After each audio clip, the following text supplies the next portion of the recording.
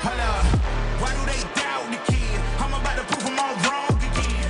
I got a low tolerance, cause they don't even know what the problem is. It's me. You waiting on the boy to fail, to hold your breath and face your death. Cause you play a roulette with each step. I progress, no less. Go ahead and place your bets. Cause we know who we are, we know we top tier. Cause all the hate that you bring, we know it stops here. I'm taking off like a rocket here and stopping here. It's strange how they cannot see the future but see profit here. Wait up, we gon' always win. Tell 'em I can't take no loss. My team hold nowhere else, no. Aiming for the top, can't make it by myself. Welcome back. Tuesday show. Man, am I looking forward to today. We are going to bring some stuff to you today that is so critical to understanding some of the major things happening right now, not just at the federal level, but at state level as well. And we are going to get into Epstein some more. There is more breaking. I mean, this is really getting serious. Right in the face of a recess, things are starting to heat up. Okay, they're really starting to build up to this recess, and people have a lot of things to say about where these resolutions and the transparency is going to come in. How can it happen?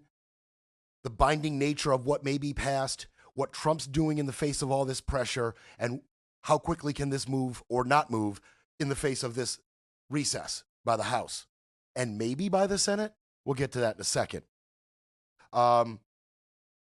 Fantasy baseball's heating up. I'm playing Scotty this week. We were talking about that earlier. I was thinking about doing like a show fantasy league.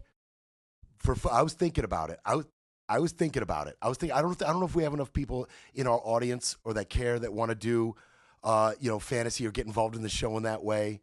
But something I'm thinking about. Give me some feedback. Let me know if that's something you want to do. But I'm playing Scotty this week in fantasy baseball. It's heating up. It could ruin our friendship. To be perfectly honest with you, we're right next to each other in the standings. I could talk about that for an hour, but I'm not gonna. More important things. And by the way, please donate to the show. We got a lot of things going on here at the studio. Donate to the show. Brett breaks things. Hit the donate button. I'm just going to say we need it more now than ever. Enough said. If you can donate, if you can help, please do. Please do. So big news. The files were released. Yep. Files were released.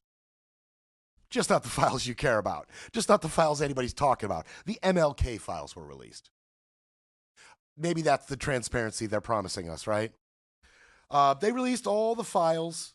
The Trump administration, via Tulsi Gabbard, released over 230,000 pages of FBI and CIA documents related to the Dr. Martin Luther King Jr.'s assassination. All right. It was originally sealed in 1977. It has been released. Big news, right? Because you all were just wondering what's in those MLK files. That's all you've been talking about, right? Just, another look over here. But that's fine. We'll take a quick look over here, Trump. We'll take a quick look.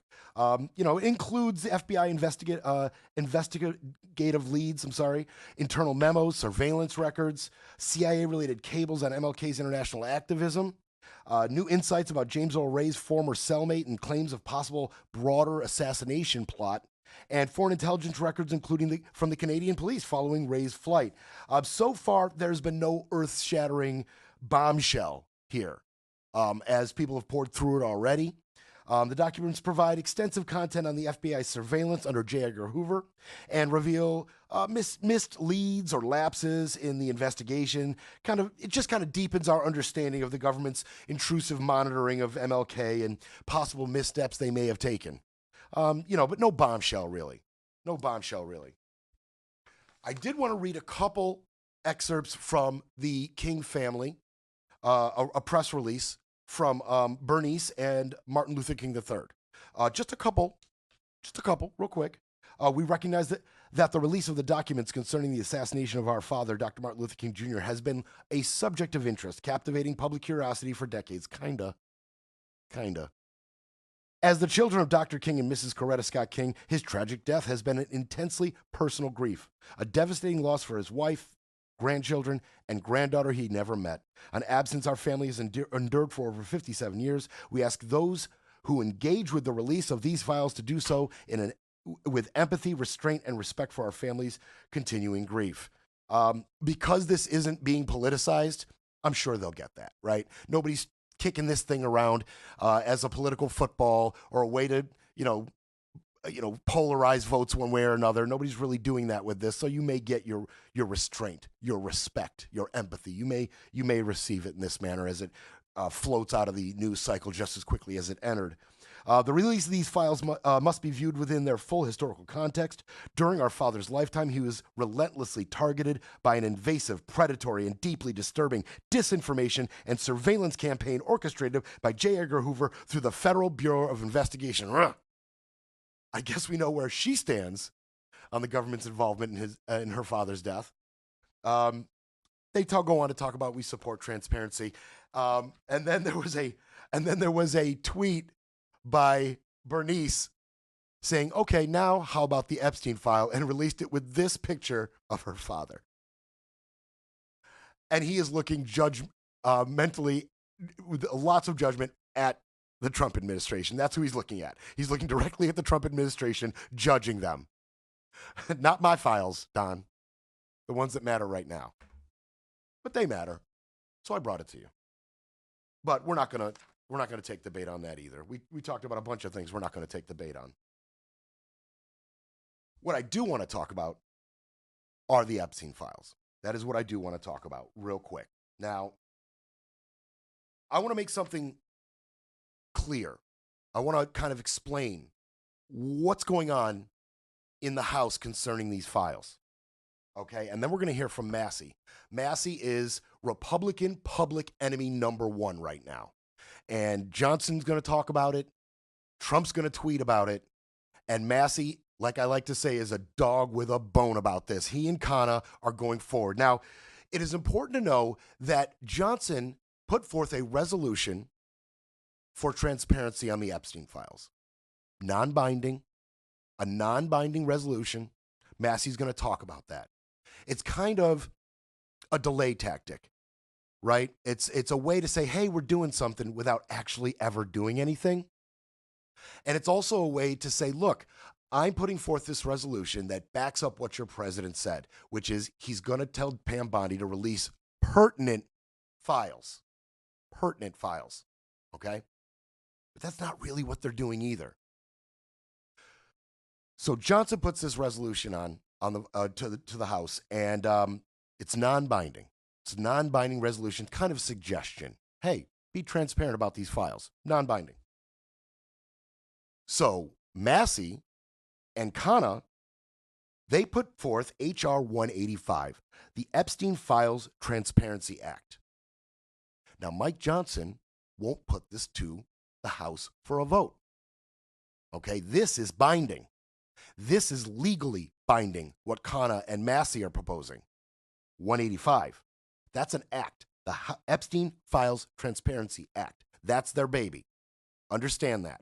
That will legally bind both chambers of Congress, okay? It will legally bind the release of all unclassified Epstein-related records, names, logs, settlements, immunity deals, and all DOJ communications involving this case. That is Kana and Massie's act. 185, H.R. 185. Now, because Johnson won't put this to a vote, they have to try to force it through. And they're doing that with a resolution. House Resolution 581. Don't get confused. This is a resolution. It's a procedural resolution to bypass Johnson and force the Transparency Act to get a vote in the House. This resolution by Kana and Massie will bypass Johnson's authority. You don't want to put this up? We're going to make you put this up. It needs a majority vote in the House. Now, it is required a 7-day ripening period. Okay? You can't do it after 4 or 5 days, get those votes and pass the resolution. It's got to be 7 days. Isn't that convenient that the House is facing a recess in 6 days? Approximately. Just before this resolution ripens. That's the term. Okay? So, get that clear. Khanna and Massie are proposing a resolution to force their Epstein Files Transparency Act to a vote on the floor. That is what is happening right now in the face of a House recess till September 2nd. Now, Massie has a lot to say about that. Johnson has a lot to say about that. Let's hear about the key players in this struggle in the House right now. So here's what I would say about the Epstein files. There is no daylight between the House Republicans, the House, and the President on maximum transparency. He has said that he wants all the credible files related to Epstein to be released. He's asked the Attorney General to request the grand jury files of the court. All of that is in process right now. My belief is we need the administration to have the space to do what it is doing. And if further congressional action is necessary or appropriate, then we'll look at that. But I don't think we're at that point right now because we agree with the president. So no vote on this resolution. No. So no vote. So no vote, right? He's saying no.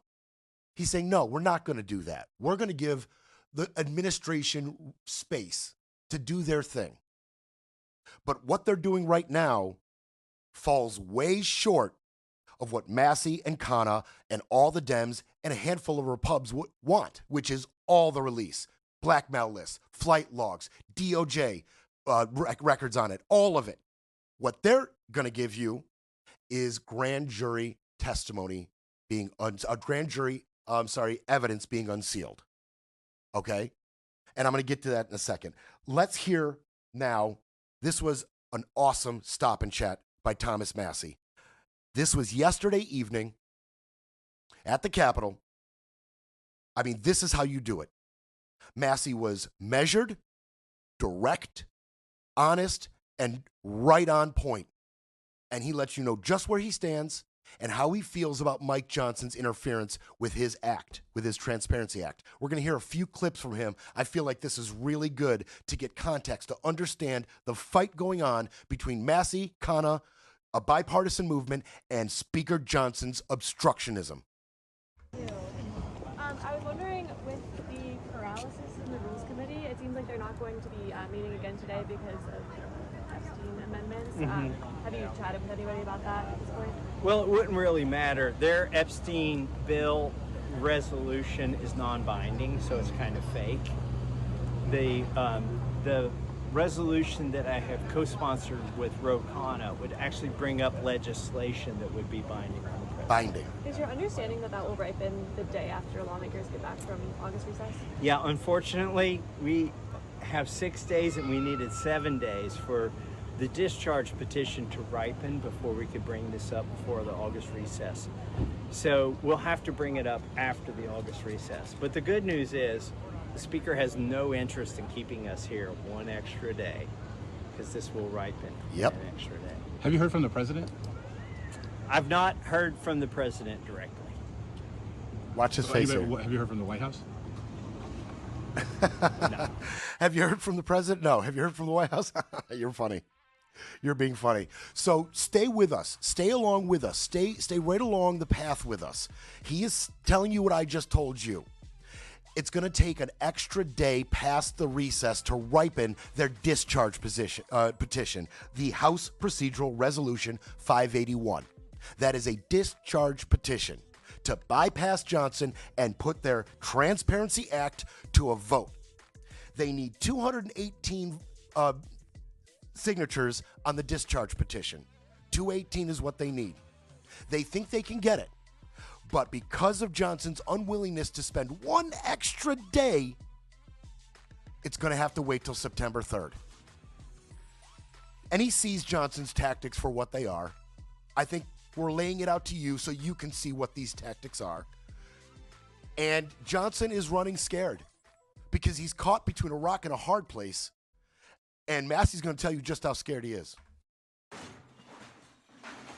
It's time for a quick break. Then we break some more. You're listening to Brett Breaks Things.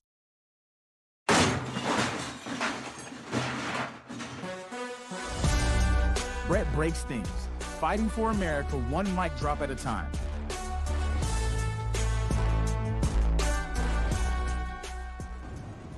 So there won't be a vote this week, it sounds like, or is what Speaker Johnson said. We need 7 days for this resolution to ripen before we can start collecting signatures, and there are only 6 days before the August recess. So more than likely, whether it's this or the non-binding resolution will be after August recess. Do you think voters want to see it sooner, or there's eagerness to see it? I've seen the polling on this. Less than 10% think that we shouldn't bring this up. Yep. So whether you're Republican or Democrat, the polling is over 75%. Release the Epstein files. That's what needs to be done. And so I'll be pushing that as soon as we return from the August recess. Now, there are a lot of people here in the swamp who think that, oh, well, if we spend 5 weeks on vacation, the pressure for this will dissipate. I don't think it's going to dissipate. I think it's going to build, because the American people are still getting up, going to work, paying taxes, and wondering where these files are. This is the problem Trump is facing, and we're going to keep hearing from Massie. This was awesome. But this is the big problem Trump is facing. Usually when he tells his MAGA base, this is nothing, this is a hoax, this isn't something you need to worry about, they listen, okay? The felonies, the sexual abuse convictions in a civil court, making America look like buffoons on a global scale, civil rights violations, a disastrous authoritarian immigration policy, lying 30,000 plus times his first administration.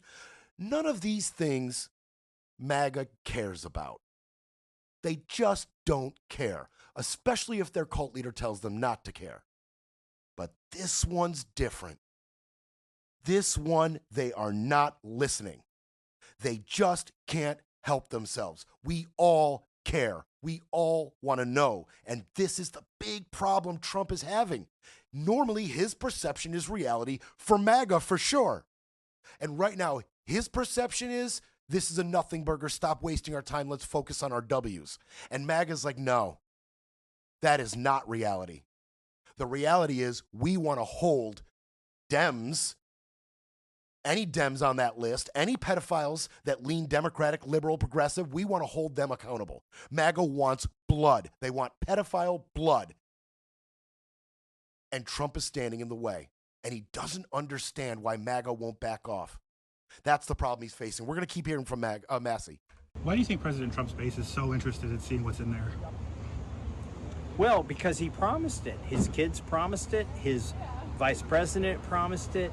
His attorney general promised it. His FBI director promised it. This is not a hoax. If it were a hoax, a man wouldn't have killed himself, and there wouldn't be a woman in prison. This is not a hoax. They have more information than they have released, and that's what the American people want to see. And the victims demand justice. It's that simple. And that last part, it adds so much fuel to the fire, because justice for young sexual abuse victims is something everybody can get behind. That is a bipartisan issue, getting justice for young victims. You will not find one MAGA at any rally or Klan meeting or anywhere. You will not find one that says, I don't care about justice for young sexual abuse victims. Don't care. Whatever President Trump wants is good with me. Not one will say that. Not the most ardent, radicalized MAGA. Not one will say that. And that's why they keep circling back. Massie keeps circling back. Kana keeps circling back. We got young victims who need justice here. That's a tough sticking point for a Trump administration that is trying to push us off of this. He talks about Ghislaine a little bit. Speaking of the winter prison, do you want Ghislaine Maxwell to testify here before Congress, have a hearing? I'd love to see her testify. Have you had a conversation? I don't see what bad could come of somebody testifying, and I think that could possibly implicate other people and inform us of what we need to know. Massie's out here trying to get Ghislaine killed. He's basically pushing the button on her. The contract, you want to get her up there to testify? She's hoping to God the whole world forgets about her. She's just like off doing her 20 years or whatever it is in silence. Please, Please don't find me death by suicide in a bed where cameras are turned off and the guards were sleeping and my roommates and bunkmates don't know nothing about nothing. Please leave me alone. He's out here trying to get her killed. Hey, let's hear from Ghislaine so she can put the finger on all the most powerful people in the world. Trying to get her killed, bro. He circles back to Johnson. What do you make of the speaker's handling of this issue over the past couple of weeks? I think he's scared. I think he's terrified. Of what? I think, well, I mean, 80% Terrified. of MAGA, once these files released, they were promised this, they expected this, and it's not happening. But at the same time, he feels an allegiance to President Trump, who's gone against the MAGA base on this. So I think he's torn. I think the right thing to do would be just leave it up to the people's house. Let us vote on whether to release these files or not. And I hope he does not try to use some kind of parliamentary procedure to subvert or hide the release of these files. That to me was interesting because what he's getting out in front of is, although Trump is admitting he's going to and ordering Pam Bondi to release the grand jury investigation, details, evidence. Although Trump's doing that, there is a situation, there's an opportunity for Johnson to tie up meaningful legislation concerning the release of everything, right? The release of all documents going way back. So if Trump can wiggle the carrot over here, which is the grand jury evidence, right? And then over here, Johnson does everything he can to tie up meaningful legislation concerning getting the real dirt released. Those two things combined will do what Johnson said earlier, give the administration space. What they really mean is give you, the American public, especially after this recess, a chance to forget about this story. That's what they mean. That's their goal. That is the whole point of all of this. These recent developments, telling Pam Bondi to get the grand jury evidence, Johnson trying to shoot down the Transparency Act. They want to give you, the American public, a chance to forget about this. Let some other giant story, hopefully something Trump throws against the wall, a chance to really stick and take your mind off this. Make it something that you're not going to vote on. Come the midterms. Bury it. Massie's here to see that doesn't happen. This will be an issue that does follow Republicans through the midterms, and it will follow each individual Republican through the midterms. It will follow people into their primaries. Did you support transparency and justice, or did you come up here, get elected, and fall into the swamp? Did you decide that getting reelected was more important than exposing a pedophilia ring and a blackmail ring? If you did, then maybe you shouldn't be coming back. And that'll be a referendum in every primary and every general election in the United States in 2026, which is why I'm urging people to get onto my resolution to co-sponsor the release of these files before we go into August recess. There's only 6 legislative days between when I release this, introduce this bipartisan resolution and the August recess, but we need 7 legislative days to start collecting signatures and force the vote.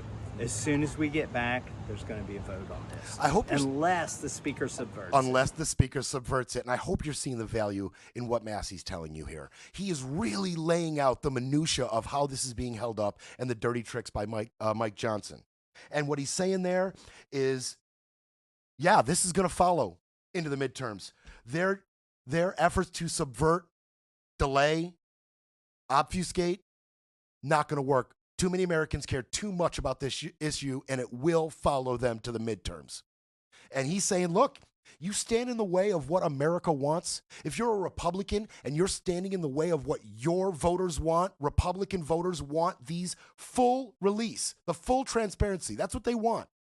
If you're standing in the way of that, maybe you shouldn't be coming back. because you're not representing your voters properly. You're not representing their interests. You're not doing what you were sent there to do. Maybe you shouldn't come back. Don't forget, he's a Republican. Laying it all on the line, challenging fellow Republicans. And he's right. I think he's right. I think this will resonate all the way to the midterms. I don't think this is going anywhere anytime soon. And finally, one more Massie sound. Just one more. Do you think there's a sense that if the speaker went against what Trump wanted in this case, he might lose the speakership? He's got a choice here between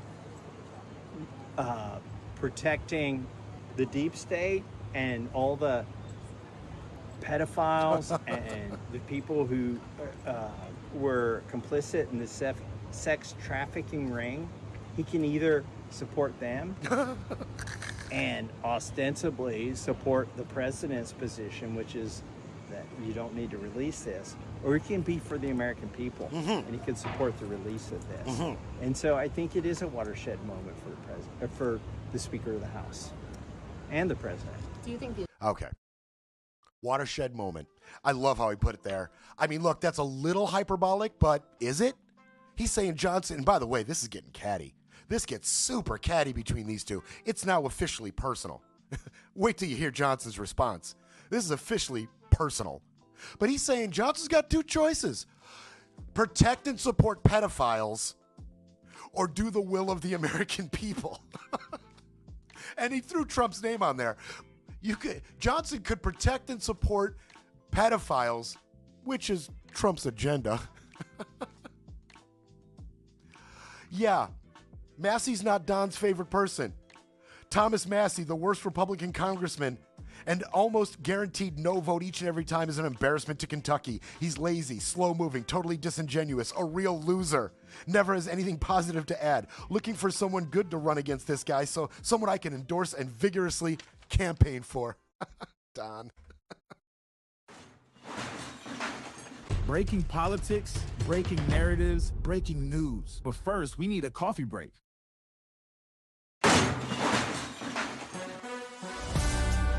You're back with Brett Breaks Things, where the truth hits harder than the headlines. Yeah, we're breaking things like Thomas Massie broke his thumb. Did you see that bandage on his thumb? He was installing a new post and used a post driver to install a metal post next to a broken down wooden post. And he smashed the post driver into his thumb, shattering it. That is what that bandage on his thumb was. So we're breaking things. Thomas is breaking things. Things are getting broken around here. Let's get to the fun part. Now, we're going to fast forward to today. All right? Now, the difference between that sound from Massie and today is the recess is official. Johnson has stiff-armed his discharge petition, his resolution. He has stiff-armed it.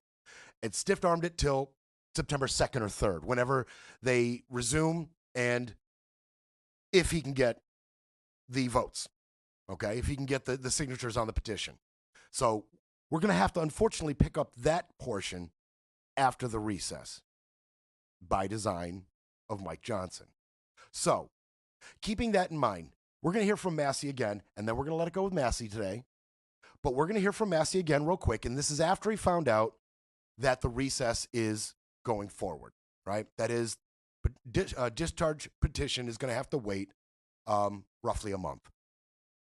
No, it's not surprising to me. I don't think this issue is going away over August. I think that was the admonition of our speaker in there, was just sort of stick your head in the sand, let the administration maybe dissipate this by dribbling some stuff out. I mean, I'm heavily paraphrasing, but people have wanted these files for years. And then, the president's staff, administration, his own children, his vice president have promised that these files would come out, and now we're being told it's a hoax. It just doesn't wash. And whether it's Republican, Democrat, or Independent, across all those categories, it's only like 5 or 6% who don't want the files out. See, now here's the real damning part of this for Trump. The polls show just how much Republicans care about this, right? And Johnson, you'll hear it again, and the Republicans have been saying, look, you had the files, the Dems had the files for 4 years. Why didn't you put this up? What are you hiding, Democrats? That's what they're saying. Why wouldn't Trump release everything right now? If he is to be believed,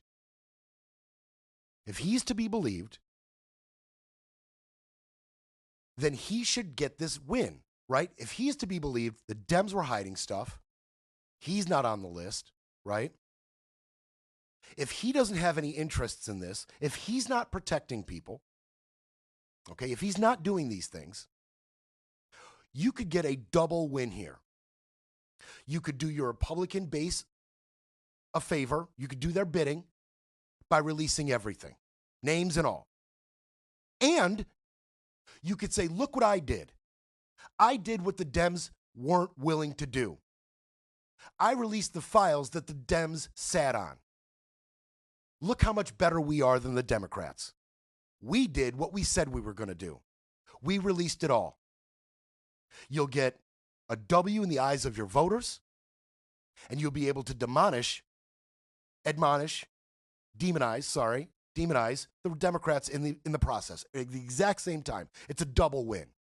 Why wouldn't Trump just take a double win? It's like Massie said.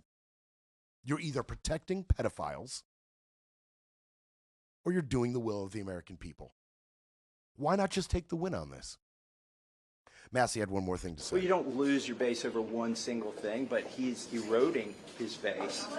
More importantly, if we don't take the right side of this issue, it's going to cost us votes in the midterms. People are becoming despondent, they're apathetic. Why would they go vote? If they gave us the House, the Senate, and the White House, and the transparency and justice they were promised doesn't happen, why should they vote in the midterms? And I think it could be a real problem for us. That's why it would behoove the Speaker to bring this to the floor. It would be in best interest of this institution. Just vote this out. Give it to the Senate and let them do their thing. Yeah, and Scotty brings up a good point. Like, shouldn't we just be releasing this information on moral grounds alone? Why does it take all of this political grandstanding, all of this back and forth, threatening of votes, threatening of jobs, threatening to run against people, calling people? Why does it take all of this? Shouldn't this be a simple moral issue?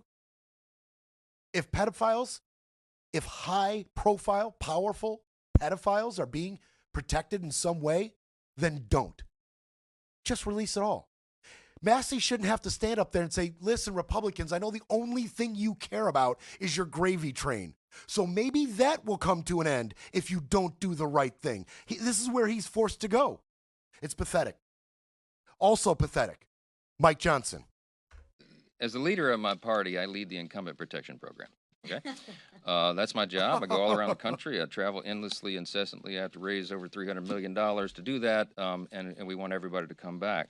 And some people, I try to protect them from themselves. You know, they kick and scream and bite their own colleagues. Some people seem to enjoy in trying to inflict political pain on their own teammates. I'm not going to address anybody individually, but I'll tell you that some Yes, here you are are. much more frustrated than others. There's a small, tiny handful, but one in particular who's given me lots of consternation. I don't understand. yeah? I don't understand Thomas Massie's motivation. I really don't. I don't know how his mind works. I don't know what he's thinking. Thomas Massie could have brought his discharge petition any time over the last 4.5 years. Over the last 4 years of the Biden administration, he could have done that at any it time. is. And now he's clamoring as if there's some sort of timeline on it. It's interesting to me that he chose the election of President Trump to bring this, to team up with the Democrats and bring this discharge petition. So do I have some concern about that? I do. But you know, in me and my way, I try to follow Ronald Reagan's 11th commandment, never speak evil of another Republican. My gosh, it's hard to do sometimes around here. I also try to follow the scripture. You know, it says, bless those who persecute you. So let me just say about Thomas Massie, could you just accept my Southern, bless his heart? Okay, I don't know what else to say about it. We're for maximum transparency. We're engaging in that right now. And we don't need political games. Bless his heart. Bless his heart. He and Kennedy and, a few others. What's the ex-football coach? Tuberville. They are really doing that Southern charm thing a disservice because they keep trying to ingratiate themselves to the American public with little colloquialisms done with a little accent like, bless his heart, right? Bless his heart. Kennedy does the same thing. You're really doing a disservice to that welcoming Southern drawl because you keep saying despicable things in that welcoming Southern drawl. And it's starting to sour it, for me anyway. And by the way, saucer of milk, table of two. Like these catty little bitches. It has gotten so personal. Bless his heart. Meanwhile, Massie's like, either Johnson could be with the pedophiles or with the American people.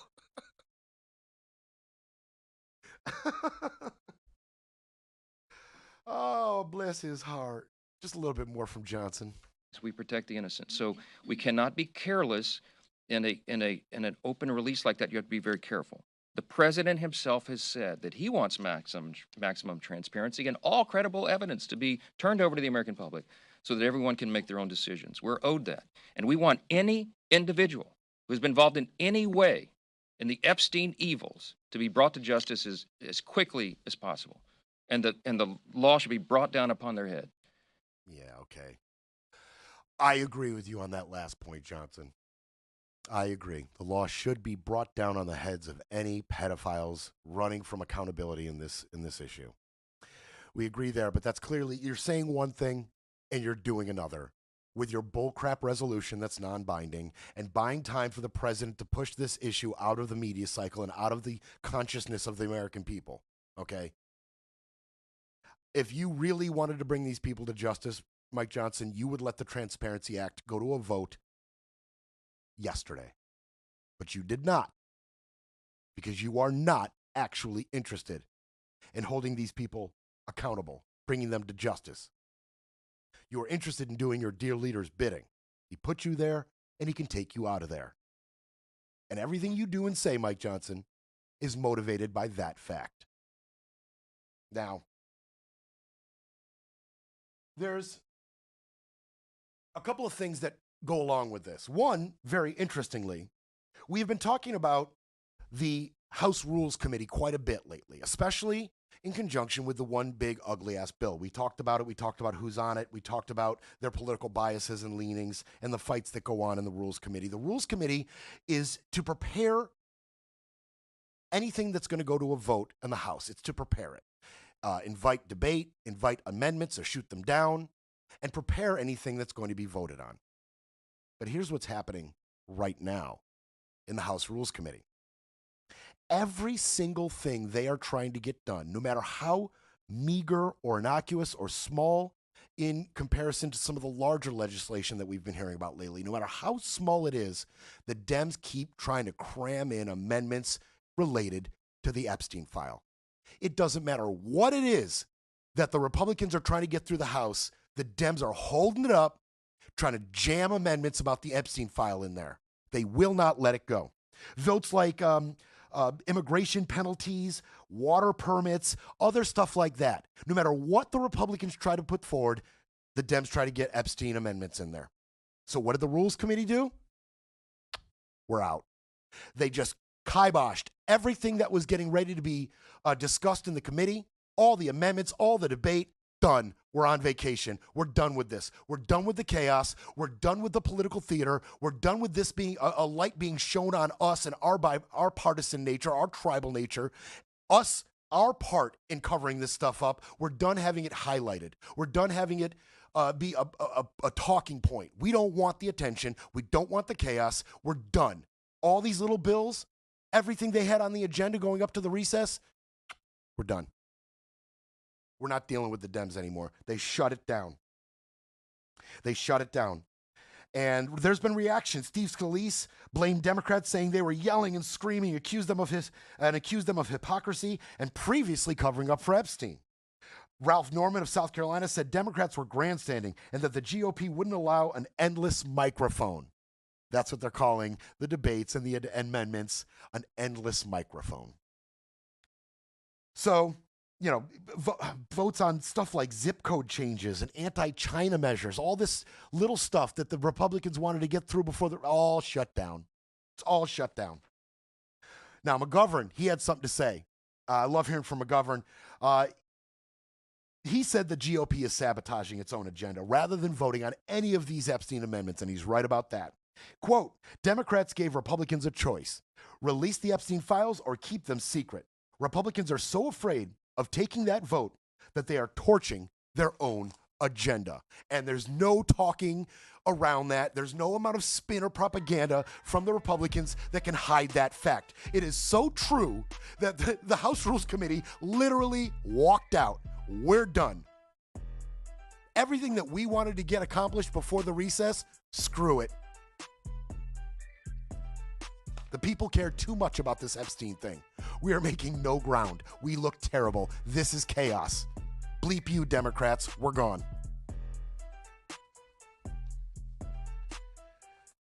So we're going to finish up this story after the break. We're just going to finish up because there's a couple details related to Epstein that I think you should know. A couple things that I want to put on your radar, and then we're going to talk about something else. We're going to just wet our beak. We're just going to dip in our toe into what's going on in Texas with this redistricting. I can't tell you how many people have messaged me and sent me YouTube messages, personal messages, people in my life. They are getting this. They see the Texas Republicans for what they are, and they are pissed about this. We'll be back to break it all down. You're listening to Brett Breaks Things.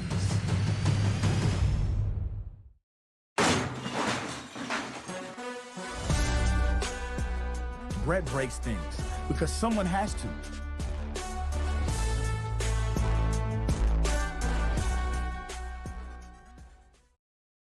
Okay, so you know what? Scott's pushed me off this a little bit. We got stuff we got to get to. He's right.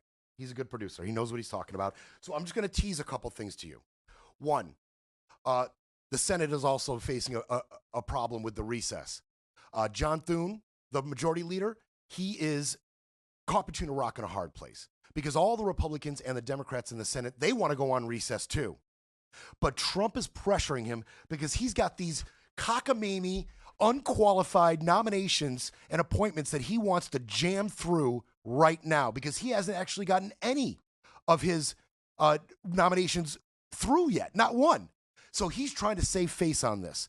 So John Thune is caught between every single senator, Republican and Democrat, saying, you better not stop this recess. We got things we got to do. We are owed this, and we have to talk to our constituents, and we need time to do things in our districts. What they really mean is you're trying to cut into our time sitting down with donors and collecting cash.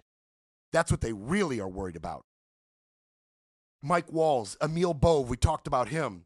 Christian Stevens, Zachary Bluestein, their appointments to district judgeships, U.S. attorney and prosecutorial picks like Jeanine Pirro. She's nominated for U.S. Attorney of the District of Columbia. Alina Habba, some familiar names. Trump's trying to push these through. Thune's like, look, these people want to go. And Trump's like, I'm Trump. I'm your leader. Do it. So Thune, we'll see what happens with that. Also, the grand jury testimony. I'm just going to mention this real quick. There was a New York Times article telling you, look, this grand jury evidence isn't what you think it is. It's really superficial and not going to give you anything you want. We'll talk about that as that develops. And of course, the deputy AG, we mentioned that he's going to want to talk to Ghislaine Maxwell. Okay. The AG is going to try to get in contact with Ghislaine Maxwell. Meanwhile, Massie's talking about she should testify. These people are trying to get her killed. We'll see how that develops. The AG wants a piece of her. Massie wants her to testify. She's trying to do her time peacefully and alive. Okay, we're just teasing that. We're gonna get to those stories as they develop. Let's talk about this redistricting. I'm gonna try to get through this. I want to catch you up because the Dems' position on this is changing rapidly, and it's a growing sentiment among Democrats, especially in California. First, let's hear from Jeffries. You people love hearing from Hakeem Jeffries. I do as well. Man, our side loves Jeffries. House Republicans have been a complete and total failure for the American people. They have no credible track record of success, That's why House Republicans are afraid of the voters in 2026 in the midterm elections, and they're trying to cheat to win. That's it, okay? They're trying to cheat to win. But he may want to soften up his rhetoric just a little bit. Because what Dems in California, possibly New York, some other places, they are considering following the Republicans' path on this gerrymandering thing. A lot of them are ready to fight fire with fire. And if they do employ this tactic, Jeffries may regret a little bit going this hard on this particular tactic. Okay? So I feel like he should temper it just a little bit and be honest, but he's going hard. He's going hard at the Republicans right now. He continues. And these Republicans are trying to disenfranchise millions of voters in Texas as part of a scheme to rig the midterm election. What we're committed to doing as Democrats in New York, in California, in New Jersey, across the country, is make sure that the congressional maps are as fair as possible. The people of Texas are at risk of not having fair maps. We have a responsibility of making sure that we look at every single state of the union and do what we can to ensure that we maximize fairness in those jurisdictions. Okay, now, he's talking about maximizing fairness in his jurisdiction. Other Dems are talking much more strongly about it. Beto O'Rourke, among other people, had talked about, look, let's just fight fire with fire. They want to gerrymander, we're going to gerrymander too. It's time to not worry about the moral high ground or the perceived moral high ground. And I want to be easy on that because I actually did get some pushback from Republicans in my life. Hey, why don't you take it easy on moral high ground, Brett? Because from some of our perspective, the Democrats don't have it. This is a personal thing, moral high ground. But O'Rourke is saying, forget the high ground. Let's go get these votes. There was an awesome interview on MSNBC between three analysts that really knew what they were talking about on this issue, and I got to bring it to you. Now, again, we're talking about the redistricting of Texas, okay? A 30-day special session starting on July 21st. Governor Abbott called this 30-day special session. Now, in the beginning of the inception of this special session, it was focused on flood relief, right? Victims of the flooding, relief for them, and amending their local apparatus concerning emergency warning, right? That's what it was originally about. What has Abbott and the Republicans done? They have moved the redistricting to the top of the agenda in this 30-day session. They began debate on the redistricting before they even mentioned the flood relief. They crammed in this redistricting after the floods, just jammed it into this 30-day session, and now they're making it all about the redistricting, not about the 100-plus victims and the hundreds missing. It's pretty underhanded. That's really what Jeffries is talking about there, right? The dirty pool. Let's listen to these analysts, and then we're going to get into it just a little bit. Jeremy, break down the redistricting plan for us. The state has, 38 seats in the House. How do Republicans plan to reconfigure it?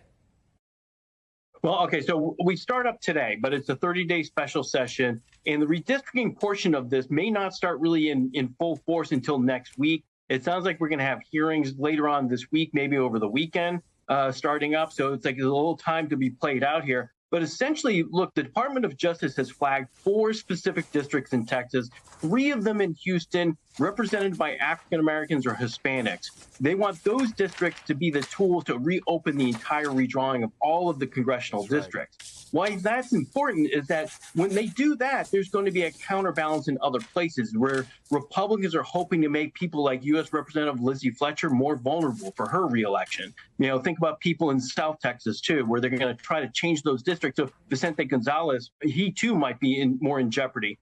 Okay, so he's talking about the DOJ letter saying, hey, you got a couple districts in Houston and a couple other places that may be unconstitutional. Now, right now, not last year, not 2000, not just after the census. Right now, yeah, this should have did this DOJ letter saying hey, your redistricts, your district that you redrawn here after the census, they're unconstitutional. That should have happened in 2021, 2022, maybe even 2023. Now we get the DOJ letter, and they use this letter to redraw everything. And they're doing it in an attempt to gain 5 seats. Why is 5 seats so important? Because they have a 4-seat majority in the House. That's why it's so important. That's why this DOJ letter came down now. That's why they're cramming in redistricting to piggyback on the 30-day special session that was supposed to be for flood relief. That's why. Get that straight.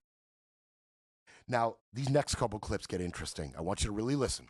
So, Jeremy, how brutal could it get? Is there a suggestion that Governor Abbott and President Trump and the Republican Party might not get what they want from Texas? Yeah, I talked to a state representative this morning, Ron Reynolds, out of the Houston area, and he said he's worried that if they do a quorum break, they're expecting that, Donald Trump and the White House could send National Guard to kind of track them down and bring them back to the state. As Ryan mentioned, the state already has tried to put rules in to keep Democrats from doing this in the future, but they're preparing for that kind of, brass knuckles kind of fight over this issue. Okay. Let's unpack that real quick. The Democrats are threatening a quorum break. Okay? That is, all of a sudden, Dems leave the state, and they are not there to take a vote on the redistricting. Once they've drawn the maps, have it in their head what they want to do, vote on the redistricting itself, and then go forward, the Democrats have the option to break quorum. Make sure there's not enough Dems to take the vote. And this has precedent, okay? And by the way, if 50 Dems leave, that'll be it. They won't have enough, okay? Now, this has precedent. The Dems have done this before. They did it in Oklahoma and D.C. over the same issue. In 2003 in Oklahoma, the Dems broke quorum because the Oklahoma Senate was about to redistrict unconstitutionally. They were about to gerrymander. Same thing in D.C. In 2021, again, the Dems left. Not enough of us to take a vote. Sorry. Now, as of July 22nd, the Dems have showed up for the session right now. But they are ready to walk if the Republicans push this redistricting too fast or too egregiously. And they are being threatened with arrests, fines, and possibly the National Guard tracking them down and dragging them back to take the vote. That is where we are. That is where we are. If the Dems try to break quorum, so there's not enough to take the vote, the Republicans are threatening to arrest them and drag their asses back to the Senate. That is how tribal we are right now. That is how broken our government is. Yeah, and don't forget, all of this is happening while we give a middle finger to the victims of the flooding in Texas. This whole 30-day special session was supposed to be about flood victims and amending and fixing the local emergency systems that failed them. That's what this was supposed to be about. And now it's about possibly arresting Democrats and dragging them back for a vote on redistricting. That is where we are. It's pretty sad. So what does it tell you? What does it tell us that Texas is doing this now? That the race for the House is as close as ever. Let's remember, the House is only divided by like 3 or 4 seats right now. And Donald Trump, who's, I think, the sort of brains behind this operation, understands that if the House goes the other way, he is facing all kinds of trouble. You've got investigations. He obviously was impeached twice before when there was a Democratic Congress. So I think he's looking for every advantage that he can get. So he's saying they need the advantage. They need these seats. They need these seats. And he explains why. He explains why the Republicans are in danger of losing the House. Listen to this bit. This dude knows what he's talking about. This is Brendan Buck Okay, he's an MSNBC political analyst. He's a smart dude. Listen to what he says here. And potentially, let's remember, a first midterm of a new presidential election is usually really bad for the incumbent party. That House has been lost in the first midterm of a new president. Every president going back to Bill Clinton, save for George W. Bush after 9/11. So history is against Republicans already. And so they're probably going to have a tough night. And if they get too aggressive here, if they get too cute, they try to grab too many districts and send too many Republicans into those Democratic seats, they could end up losing more seats than they had imagined. So what he's telling you is incumbent parties don't do well in the midterms. Traditionally, they lose the House. They lose the House traditionally. Now, Democrats are threatening to fight back. Democrats in California and other blue states consider joining Texas Republicans in pursuing mid-decade redistricting to gain an advantage in 2026. Rep. Jared Huffman, a Democrat out of California, he voiced his concerns. He voiced his concerns. Some people really are concerned about this on both sides. He told Axios, and this is a Andrew Solinder from Axios story. He told him, "How I feel is terribly conflicted. I hate it. I really worry about a race to the bottom on something that I consider pretty despicable. I'm sorry, but I agree with Mr. Huffman. This would be a dangerous precedent to match their dirty tactics. Maybe necessary, but unsavory. Unsavory." I mean, we'll see how this plays out, but either way you look at it, it is absolutely reprehensible for the Republicans to do this in Texas on the backs of flood relief. They'll try to repair the narrative, but Brett Breaks Things will be back tomorrow to break it all down.